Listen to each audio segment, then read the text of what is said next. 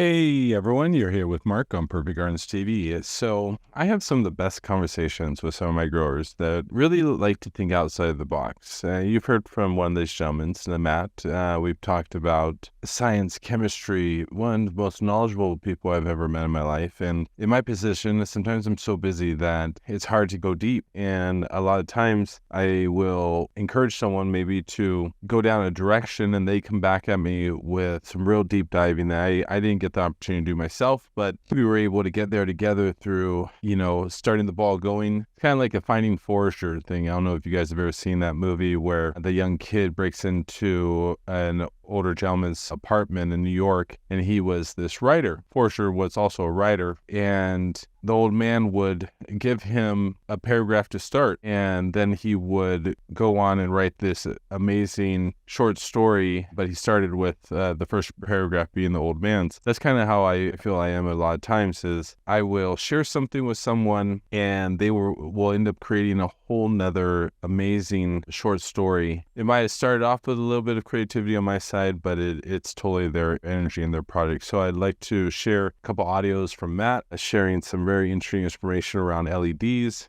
and nutrient uptake, how to save money, and how to possibly increase your yield and overall quality.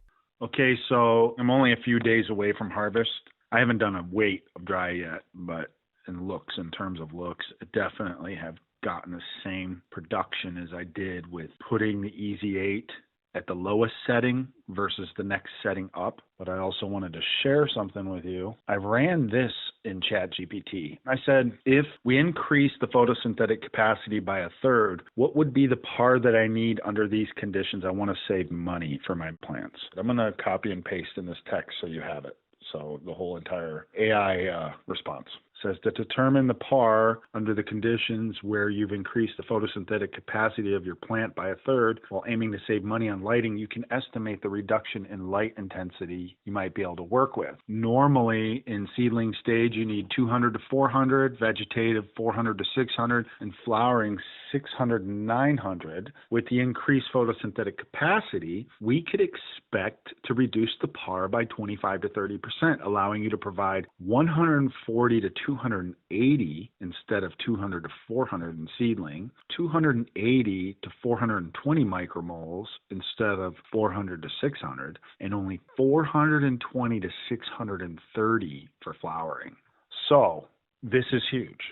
I mean, we're talking about a lot of money, dude, because when I look at Easy 8's, wattage output, you're talking 600 plus watts for the 60%, and for the 40%, we're talking like 480 watts.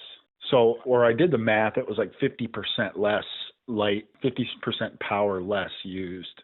So in the end, we're talking about a huge amount of savings. We're also talking about being able to get the lights closer and deeper penetration and things like that. But I just wanted to, pass that along because I think this is a big deal. And obviously, if you can save 25 to 30% of the amount of par needed for your flowering and your seedling and your vegetative, and this also answers why it seems like when I was growing seedlings that they were getting too much light, even though I had them set at the recommended range.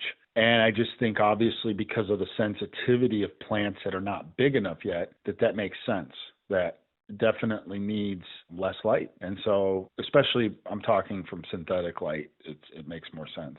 Okay, so another thing, I asked it if you need more food, and it says yes. And so I was going to add, with the laws of minimum and the laws of tolerance, you also need the laws of ability to process. So if we increase the photosynthetic capacity, you also increase at the rate that the plant needs nutrients. So by lowering the light levels, you can sustain the same amount of nutrient uptake. But by maintaining the same levels of light, you need to increase the amount of food that you feed the plant. So this is something where I believe that you're going to see more deficiencies in plants when you have higher light because of that processing speed that the plant now has increased. So that's something for you to consider and also do a video on.